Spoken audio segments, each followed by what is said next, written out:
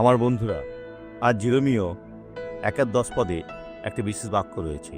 দেখো, উৎপাটন ভঙ্গ আমি জাতিগণের উপরে ও রাজ্য সকলের উপরে আজ তোমাকে নিযুক্ত করিলাম, বিনাশ ও নিপাত করিবার নিমিত্ত, পত্তন ও রোপণ করিবার নিমিত্ত।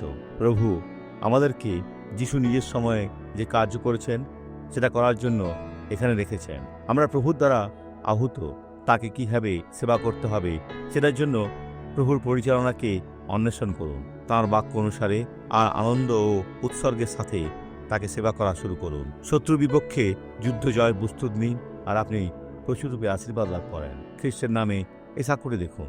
বোন, আপনি কেমন? আমার বগলে লাম ছিল, নিজের হাত রাখতে এটা চলে গেছে। বন্ধুরা দেখুন লামটা আছে কিনা। বোন, এখানে আসুন, আসুন, নিজে সাক্ষ্যকে বলুন লামটা কোথায় ছিল? আমার বগলে। আপনার বগলে? হ্যাঁ, কত বড় ছিল? এটা এত বড় ছিল, কিন্তু এটা ছোট হতে শুরু করেছে। আর এখন প্রার্থনার পর এখানে হাত রাখলাম, এটা চলে গেছে। এটা কি সম্পূর্ণ চলে গেছে? হ্যাঁ। এখন প্রার্থনা করি।